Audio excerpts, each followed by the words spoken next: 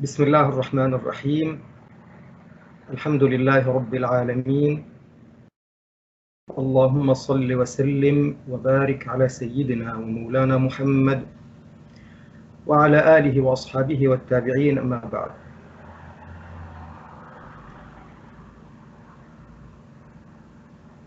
Qu'est-ce qu'on appelle l'état de l'kufr ou l'acte de l'kufr?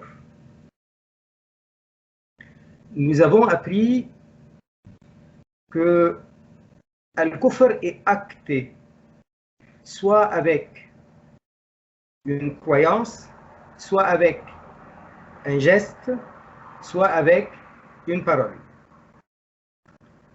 Les ulama, les fuqaha, d'une manière générale, ils parlent d'un kufr par la niyya. Ça veut dire une action du cœur, une intention, une action du cœur. Ou alors, lorsqu'il s'agit d'un geste qui est considéré comme kufr. Se prosterner devant les idoles, c'est kufr. Se prosterner pour le soleil, pour la lune, c'est du kufr. Très bien? Se prosterner pour le soleil, pour la lune, c'est du kufr. Allah Azza wa Jal, il lui dit dans le Coran al-Karim, La tasjudu lish-shamsi wala lil-qamar, ne vous prosternez pas devant le soleil ni devant la lune. Bref, c'est acté aussi par d'autres sortes de gestes.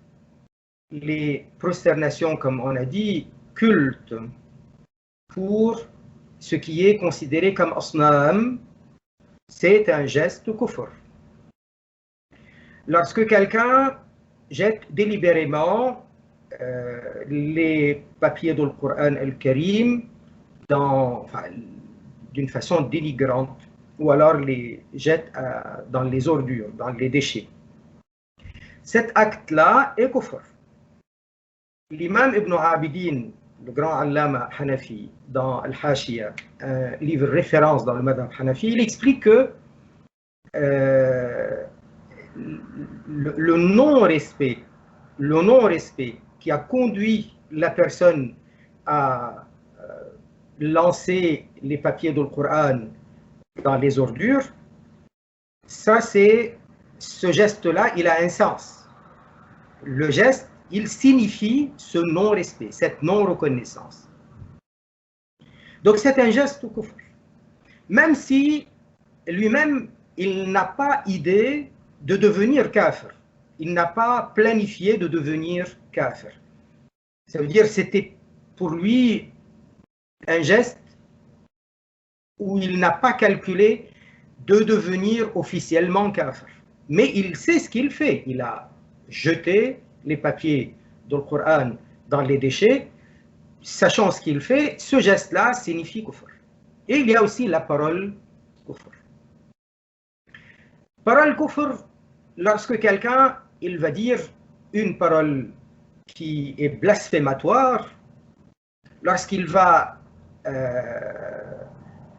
dire qu'il ne reconnaît pas Allah, qu'il ne reconnaît pas le prophète, qu'il ne reconnaît pas la religion de l'islam, tout ça c'est des paroles kufr. Tout ça pour signifier une chose. Le kufr, c'est un péché. Boire du vin, c'est un péché. Mentir, c'est un péché. Voler, donc prendre ce qui ne nous appartient pas de la façon déterminée dans la théologie, c'est un péché. Ce sont des actes péchés. Quelqu'un qui est voleur, donc il vit de ça. Un bandit, il vit de ça. Il est bandit. C'est son travail, c'est son boulot. C'est un voleur, c'est un cambrioleur. Il vit de ça. Très bien. Au moment où il est en train de dormir, il est toujours voleur. On l'appelle toujours voleur. Parce que c'est son métier, c'est son activité. Mais il n'est pas en train de commettre du vol au moment où il dort. Au moment où il n'est pas en train de commettre le péché, ça sera un moment où il n'est pas en train de de se faire écrire contre lui par les anges péché de plus. Quelqu'un qui il vit de cela, ça ne veut pas dire qu'à tout instant de sa vie, même si c'est un cambrioleur, voleur, bandit, ça ne veut pas dire qu'à tout instant de sa vie, à chaque moment où il respire, à chaque moment de son existence, tant qu'il ne s'en est pas repenti, c'est un acte de vol, de cambriolage. Non. Le kufr, de la part d'un kafir, il est pareil, il est acté avec une action du cœur, une action geste ou une action parole. C'est bon? Allah Azza wa Jal, dans le Coran al-Karim, il ordonne aux musulmans d'être bienveillants, d'être bons envers ses parents, quand bien même les parents sont mécréants, mushrikin. D'accord? Mais bien entendu, وَإِنْ جَاهَدَاكَ عَلَى أَنْ تُشْرِكَ بِي مَا لَيْسَ لَكَ بِهِ عِلْمٌ فَلَا تُطِعْهُمَا وَصَاحِبْهُمَا فِي الدُّنْيَا مَعْرُوفًا. Si jamais ils font pression sur toi pour que tu commettes une association à la divinité, quelque chose que tu ne peux pas reconnaître, que tu ne peux pas reconnaître, que tu ne pourras pas accepter de reconnaître, فَلَا تُطِعْهُمَا, ne leur obéis pas. Allah Azza wa Jal, il dit وَصَاحِبْهُمَا فِي الدُّنْيَا مَعْرُوفًا, et accompagne-les au cours de la vie. Ma'roufa, ça veut dire avec une bonté, ça veut dire une attitude convenable. Convenable comme c'est approprié, comme c'est la conduite reconnue ainsi dans la société. Tout ça pour dire quoi? Pour dire que de la même manière que l'acte kufr, il est acté, donc on acte l'action kufr, soit c'est le cœur, soit c'est les gestes, soit c'est les paroles, et nous n'avons pas le droit de contribuer à leur kufr. Allah Azza wa Jal, il dit, lorsqu'ils font pression sur toi pour que tu fasses toi-même du kufr, tu leur obéis pas, mais accompagne-les avec bonté, avec générosité, etc., convenablement. Ça veut dire que le moment de shirk, tu n'écoutes pas. Si ce n'est pas le cas, tu es bon avec. Lorsque tu es bon avec, tu n'es pas en train de contribuer à leur shirk. Parce qu'au moment où ils dorment, lorsque tu leur offres à manger, lorsque tu accompagnes les parents chez le médecin ou autre, tu les accompagnes dans la vie, ils ne sont pas à tout instant en train de commettre du kufr et que toi tu es en train de contribuer à ce kufr. Donc ce n'est pas quelque chose qui est à tout instant, au moment où ils respirent, au moment où ils boivent, au moment où ils dorment, c'est pas ça. Donc le kufr, il est acté dans le cœur, par le geste, par la parole.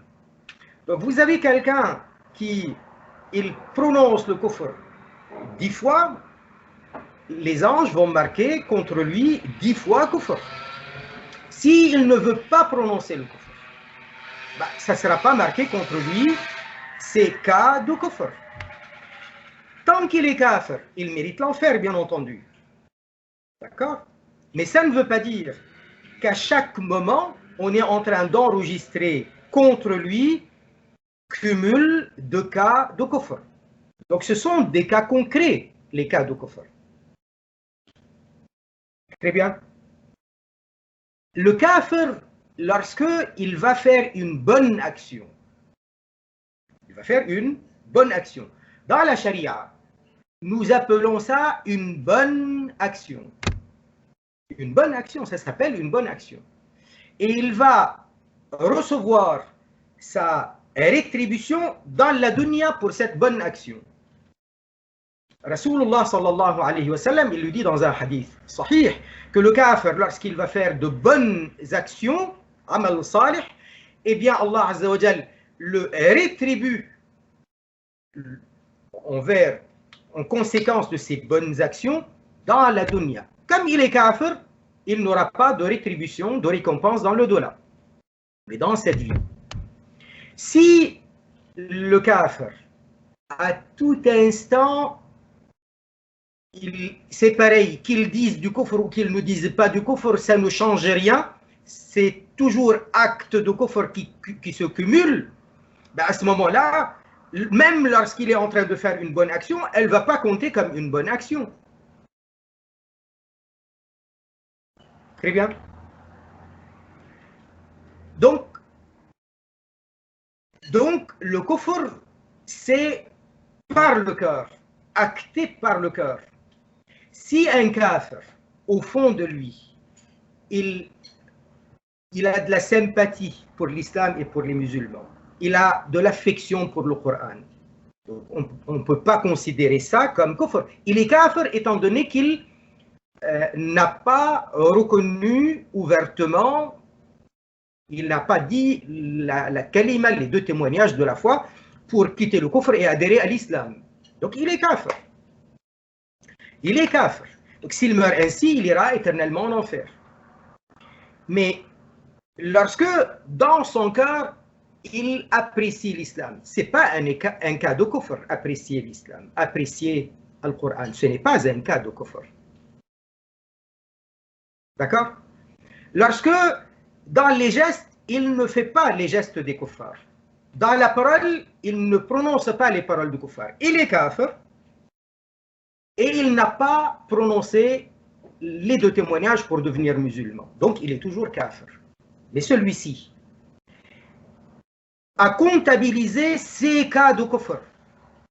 Il en a moins que quelqu'un qui, plusieurs fois, il va prononcer des mots de kufr, ou il va faire des gestes de kufr, ou il va acter ce kufr avec le cœur, avec la croyance.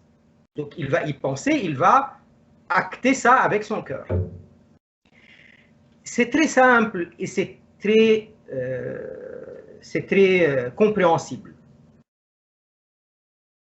Quelqu'un comme Abu Jahl, quelqu'un comme Abu Lahab,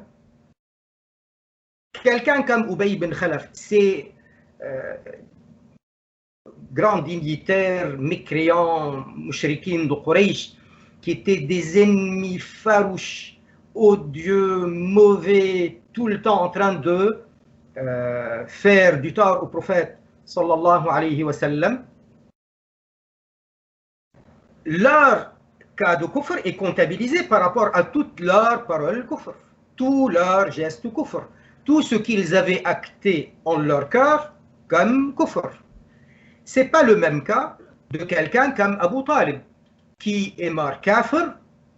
Abu Talib, l'oncle paternel du prophète sallallahu alayhi wa sallam, le père de Sayyiduna Ali radiallahu anhu, de Sayyiduna Ja'far radiallahu anhu, de Sayyiduna Aqil radiallahu anhu. Ce Abu Talib là, il est mort kafir.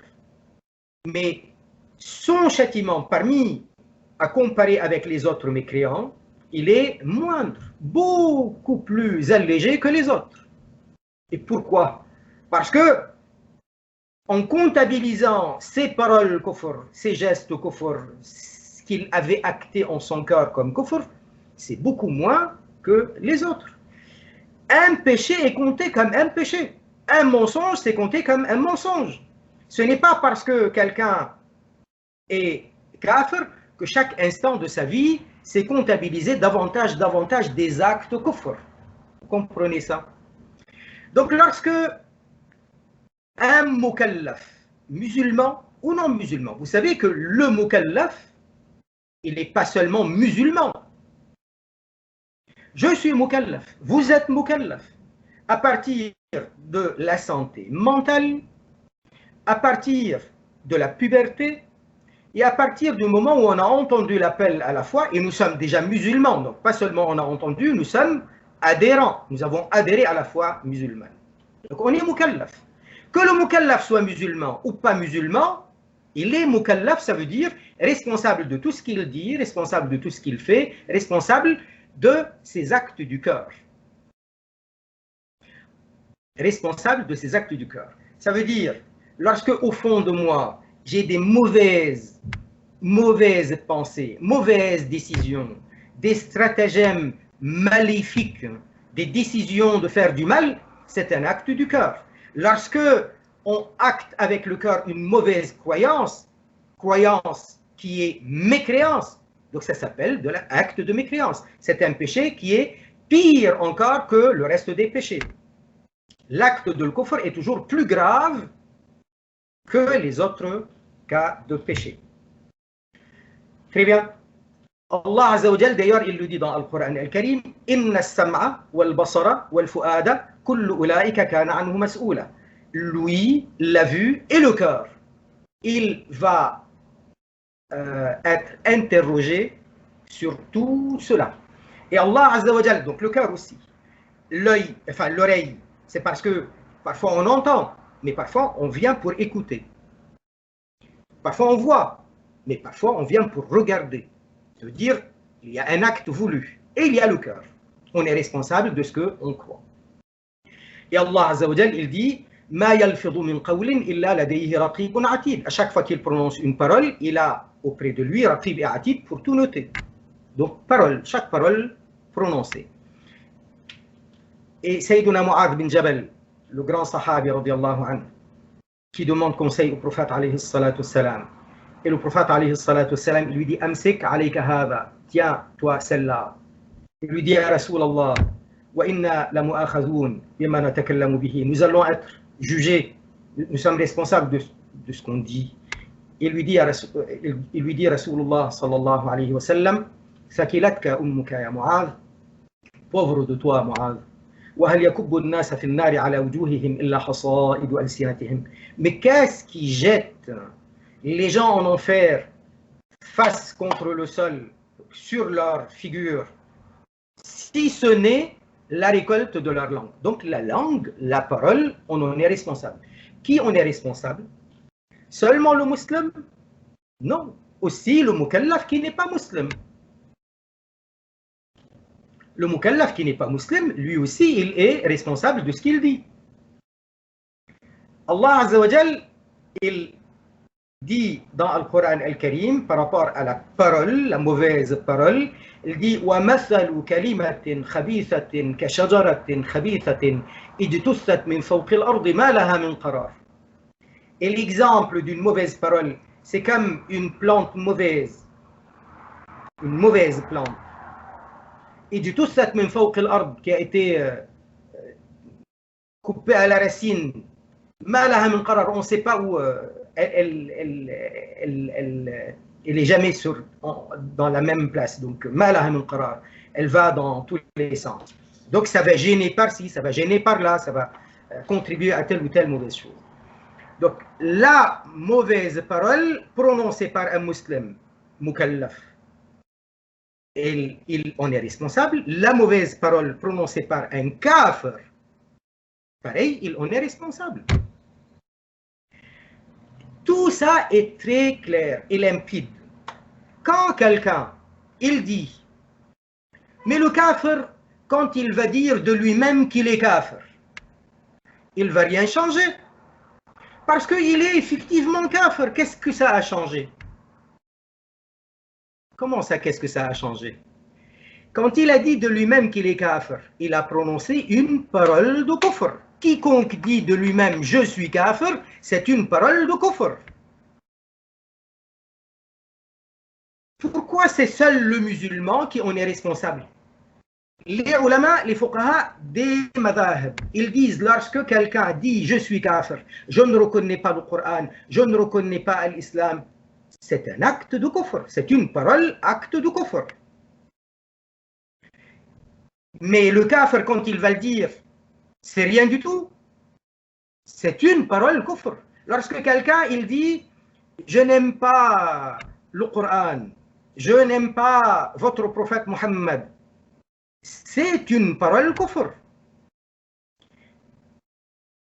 Vous comprenez? Donc lorsque quelqu'un, avec tout ce que nous avons dit là, il dit mais même pour rigoler, c'est du kufr, bien entendu que c'est du kufr. On ne plaisante pas avec ça. Vous admetteriez-vous que quelqu'un vous dise vous êtes stupide, puis après on dit non, non, non, je rigolais? On ne rigole pas avec le sacré. c'est du blasphème, ça carrément. Kafir ou pas kafir, il est responsable de ce qu'il dit.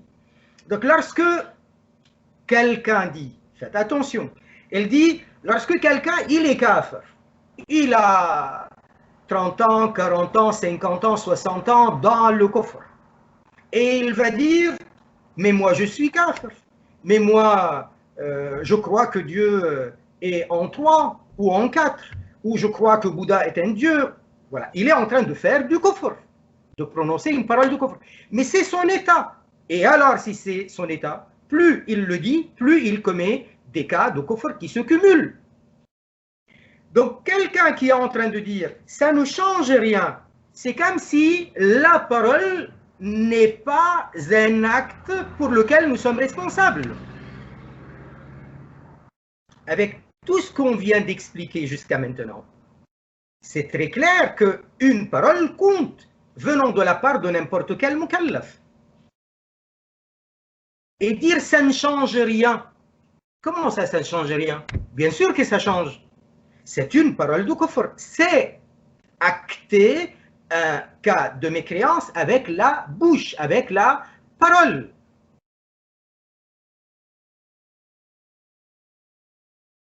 Je reviens à dire,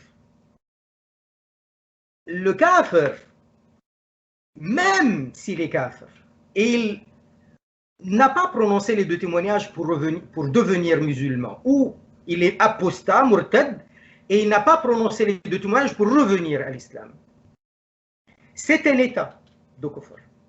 Mais si pendant des jours et des jours, il n'a prononcé aucune parole kufr, il n'a pensé à aucune croyance kufr, il n'a fait aucun geste kufr, donc on ne comptabilise pas contre lui davantage de cas de kufr. De la même manière que lorsqu'il n'aura pas bu du vin, n'aura pas menti, n'aura pas volé, n'aura pas agressé les gens en abusant, etc., on n'aura pas comptabilisé davantage de cas de kufr. Il est responsable de ses actes, comme le musulman responsable de ses actes. Il ment, on comptabilise un mensonge. L'autre aussi. Il vole, on comptabilise un péché. L'autre aussi. Il commet un cas de kufr, on le comptabilise. L'autre aussi. Si on dit ça ne change rien quand il dit du kufr, ça veut dire il va insulter Allah, il va dire je ne reconnais pas Allah, je ne reconnais pas Allah, je ne reconnais pas Allah. Je déteste votre prophète, je déteste le Coran, tout ça c'est des fourberies de charlatans, etc. Tout ça c'est des cas de kufr de plus. Très bien. Donc c'est totalement ignorance lorsqu'on dit c'est pareil, ça ne change rien. Qu'est-ce qu'il a changé? Il est kafir.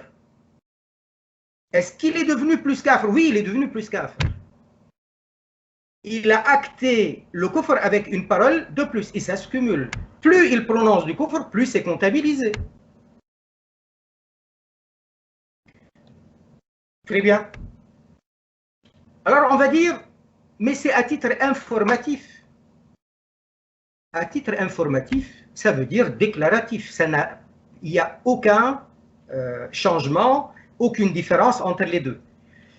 Qui a dit dans le droit, pas seulement le droit musulman, le droit musulman d'abord, dans les usul, les fondamentaux, dans le droit islamique, qui a dit que lorsque quelqu'un, il parle, il informe, tant que c'est à titre informatif, il peut balancer. Il va dire, je suis kafir, j'aime pas Allah, j'aime pas le prophète, je déteste votre Coran, à titre informatif, attention. Qui dit qu'on peut, dans ce cas-là, on n'est pas responsable? Qui a dit une chose pareille? Qui a fait une différence dans n'importe quel droit? Pas seulement le droit musulman. Allez dire devant un juge ou devant un gendarme que vous appartenez à un groupe terroriste, à titre informatif. À titre informatif, qu'est-ce qu'il va vous faire? Vous êtes passible de peine, de grave peine, à titre informatif. Et alors, à titre informatif? Titre informatif, ça veut dire j'informe sur ce à quoi je crois, ce à quoi j'adhère. Adhérer au kufr, c'est kufr. Donc, à titre informatif, c'est une déclaration. Qui a dit, dans quel livre, dans quel manuel de droit, on dit à titre informatif, vous pouvez y aller. Il n'y a pas de contrôle. Le compteur ne tourne pas. Qui a dit une chose pareille? Qui a inventé une bid'a pareille? Très bien. J'ajoute à ça. On nous dit, à titre informatif, je viens de vous dire, à titre informatif, ça c'est une bid'a. Il y a des gens qui sont en train de dire, ça ne change rien, il est kafir. Donc qu'ils le disent ou qu'ils ne le disent pas, il n'a rien changé. Si, il a changé.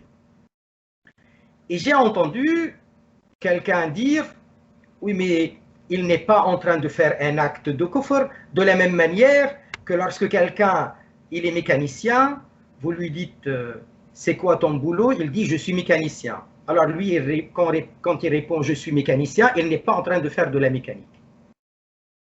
Alors je me demande quelle jurisprudence il a étudié ou il est compétent dans quelle sorte de jurisprudence qui compare deux phénomènes totalement différents. Puis après, qui leur donne la permission de faire des déductions, des règles,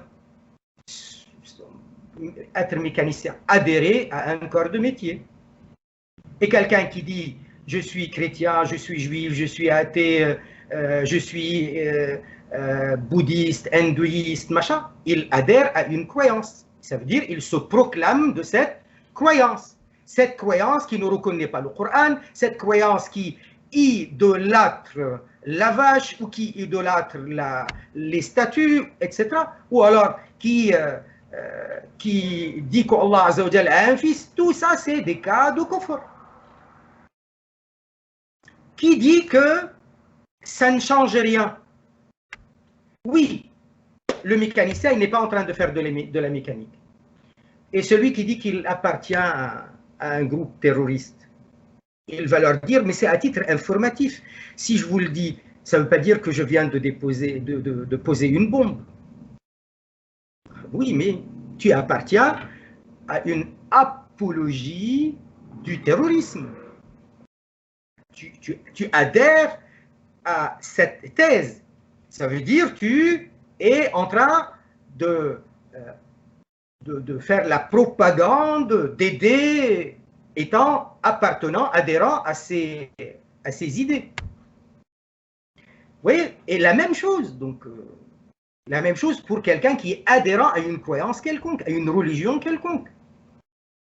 Ça n'a rien à voir avec j'ai posé une bombe ou j'ai fait de la mécanique.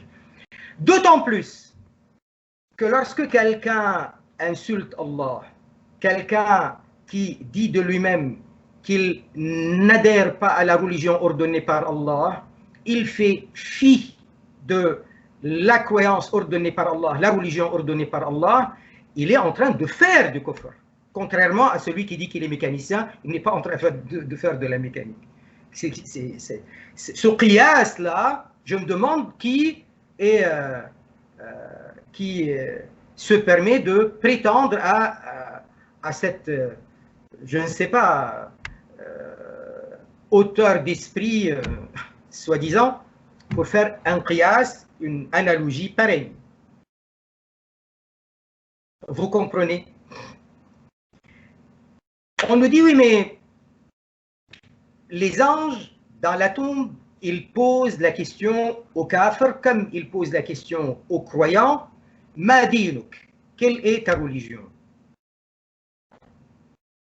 Mais là aussi, c'est vraiment bizarre.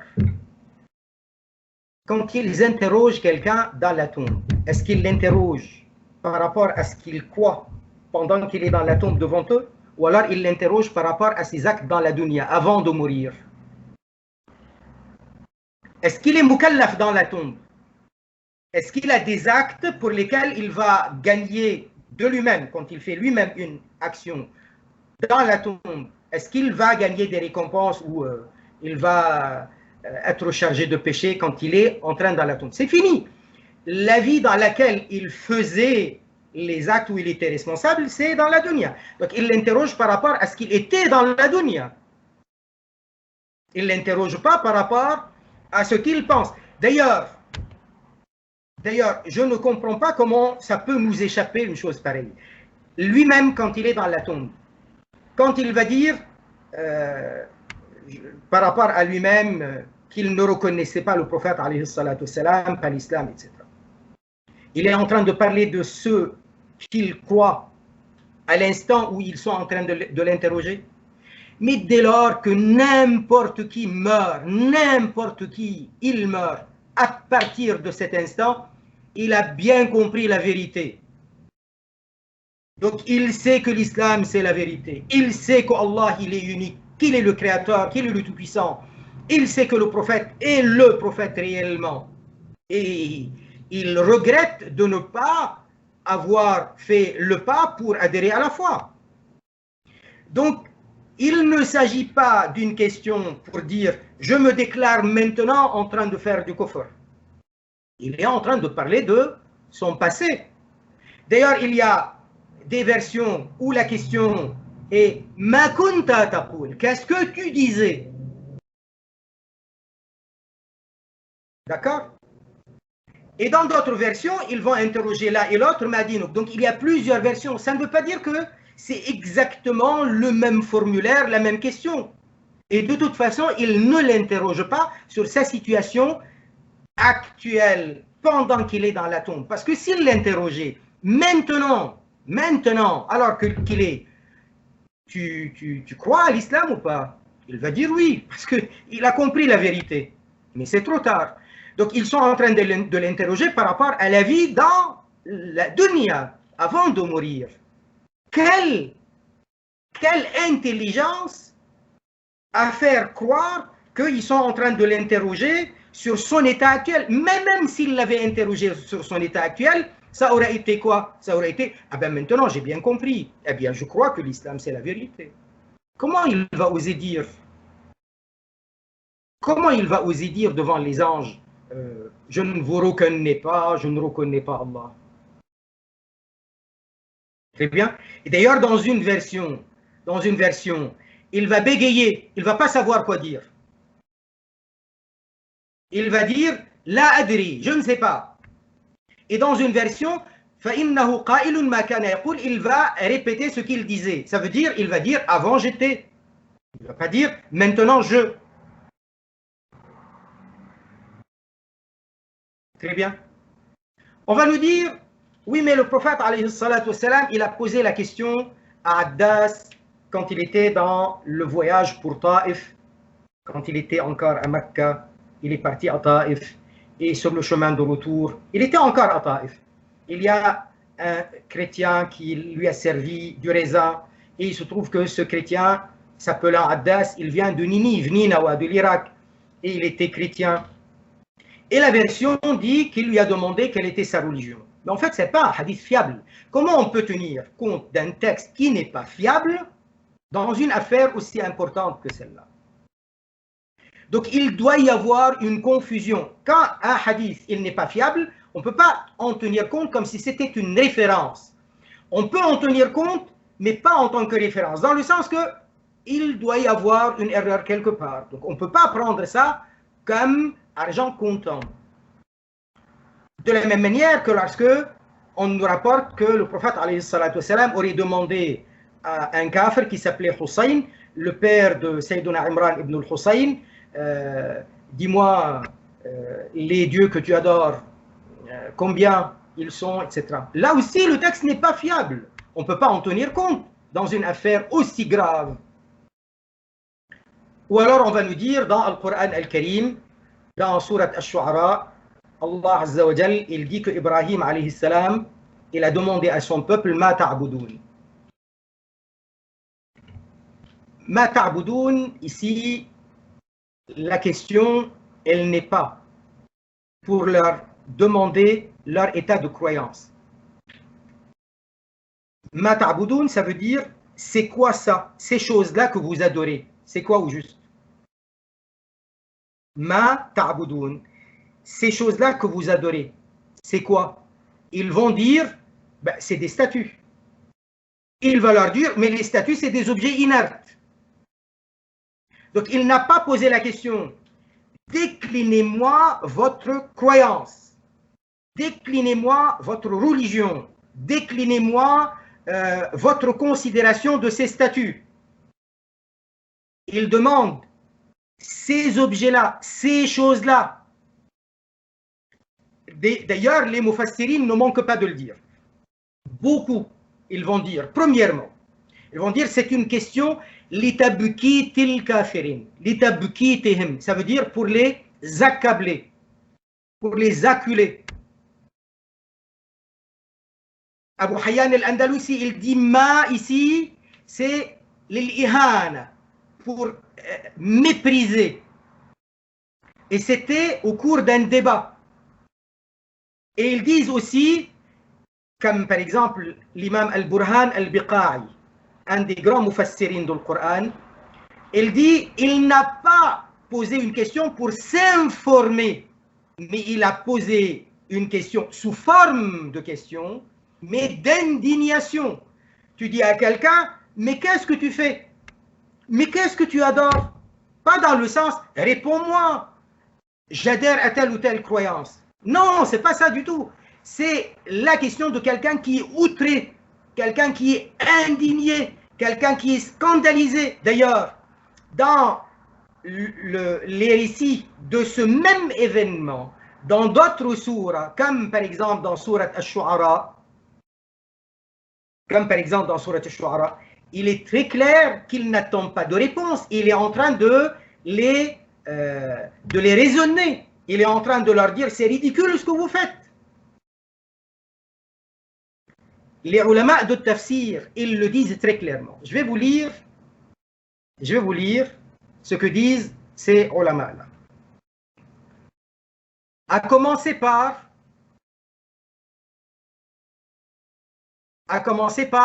l'imam Abu Hayyan al-Andalusi, qui était au 8e siècle de l'Hégire. Il a dit وما استفهام بمعنى التحقير والتقرير. Donc ما تعبدون, c'est quoi ça, ce que vous êtes en train d'adorer?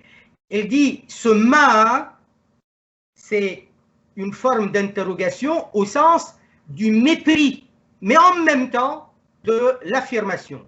Ça veut dire quoi, mépris et affirmation? Ça veut dire il sait de quoi il parle, il n'est pas en train d'interroger. Taqrir, ça veut dire je confirme, je sais ce que vous faites. Donc il est lui-même en même temps en train de mépriser, il est en train de s'exclamer. Il dit وَقَدْ كَانَ إِبْرَاهِيمُ عَلَيْهِ السَّلَامُ يَعْلَمُ أَنَّهُمْ عَبَدَةُ أَصْنَامٍ. Ibrahim alayhi salam savait très bien qu'ils adoraient les idoles. Mais il leur a posé cette question ولكن سألهم ليريهم أن ما كانوا يعبدونه ليس مستحقا للعبادة. Il a posé cette question tout simplement, c'est une forme d'interrogation pour leur montrer que ce qu'ils adorent ne mérite pas d'être adoré. Très bien. لما ترتب على جوابهم من أوصاف معبوداتهم التي هي منافية للعبادة. Parce que il était en train de demander, comme je disais tout à l'heure, il était en train de demander quoi? Mais c'est quoi ça? Donc ils allaient lui dire, c'est des statues. Donc décrivant ce qu'ils adorent par statue, ça veut dire les caractéristiques, ayant des caractéristiques qui ne méritent pas l'ibada, l'adoration.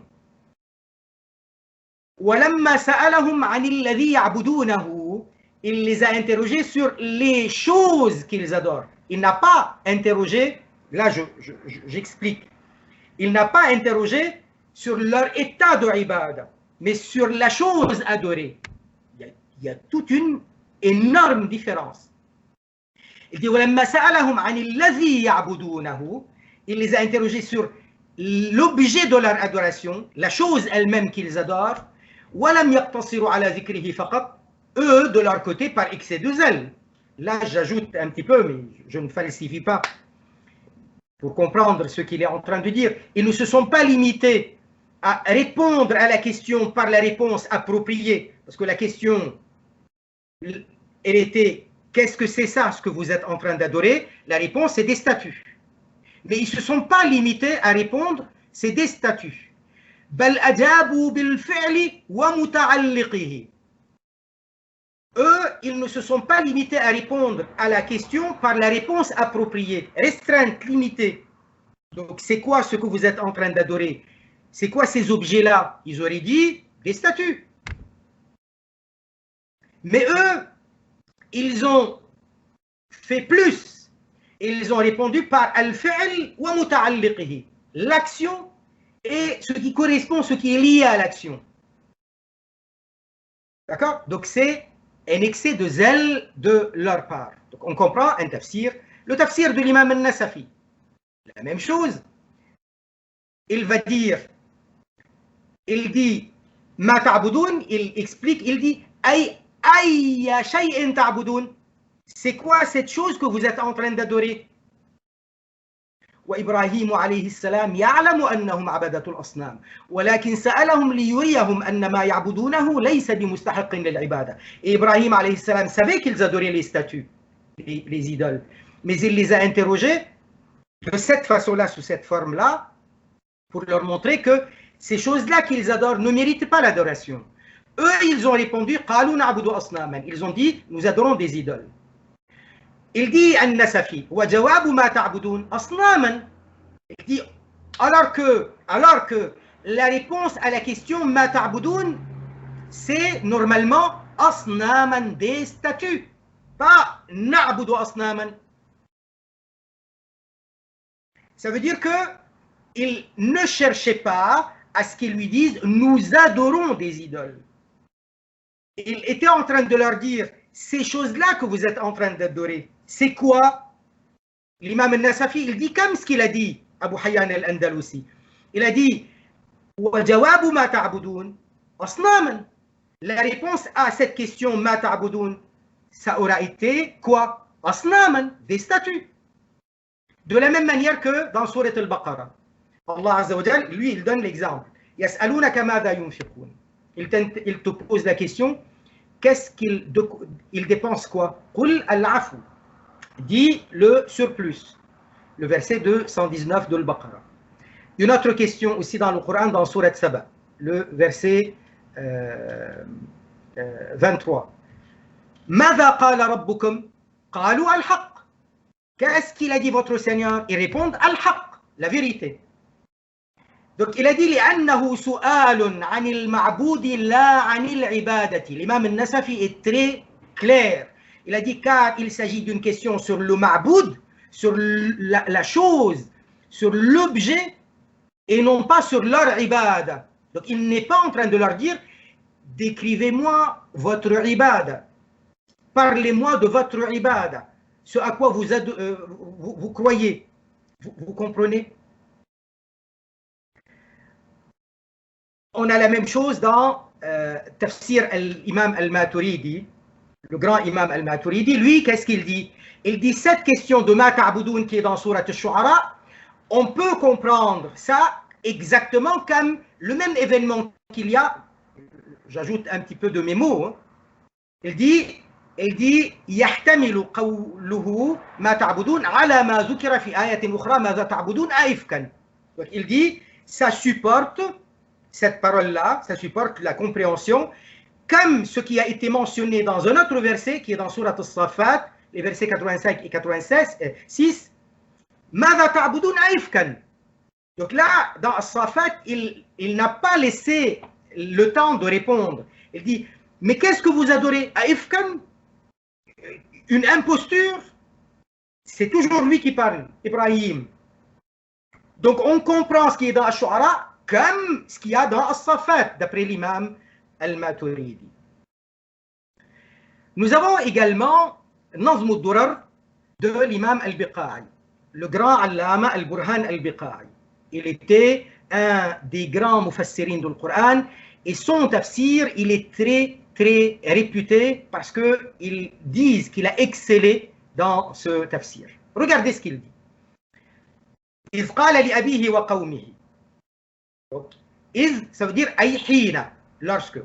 قال لأبيه وقومه, il dit à son père et à son peuple, منبها لهم على ضلالهم, il est en train de les interpeller pour les faire remarquer qu'ils sont dans un égarement. Il dit la musta'liman, il n'est pas en train de s'informer. لأنه كان عالما بحقيقة حالهم, car il savait parfaitement la réalité de leur état. ما تعبدون, أي شيء. Le ma, la question ma, c'est أي شيء, c'est quoi cette chose? وصور لهم حالهم تنبيها لهم على قباحتها فعبر بالمضارع. Donc il a décrit leur état pour leur faire remarquer à quel point cet état est laid, pas bon, et donc il l'a exprimé avec al-mudari', ça veut dire le présent. قال تعبدون, vous adorez, pas vous adoriez, ça veut dire vous continuez à faire, تواظبون على عبادته. Très bien. Et donc eux ils répondent قالوا, et donc ils étaient avec excès de zèle, contents de ça, fiers. Là ils ont dit نعبد أصناما فنظل, donc nous adorons des idoles et nous continuons à faire cette ibada. Très bien. Donc on voit bien que ces ulama de tafsir, ils sont en train d'insister que la question d'Ibrahim n'était pas pour s'informer, que la question d'Ibrahim c'était pour les accabler, pour les acculer, pour leur montrer à quel point ils sont indignes et que ce qu'ils sont en train d'adorer est méprisable. D'autant plus que la question était par rapport à la chose et non pas à leur ibada à eux, comme il a dit l'imam An-Nasafi et comme on a vu avec les autres. J'espère que ce sujet a été particulièrement clair. Subhanallah walhamdulillah wa la ilaha illallah, la ilaha illallah, la ilaha illallah, la ilaha illallah. Allahumma salli ala sayyidina Muhammad wa ala alihi wa sahbihi wa sallim. رب اغفر للمؤمنين والمؤمنات سبحان ربك رب العزة عما يصفون وسلام على المرسلين والحمد لله رب العالمين.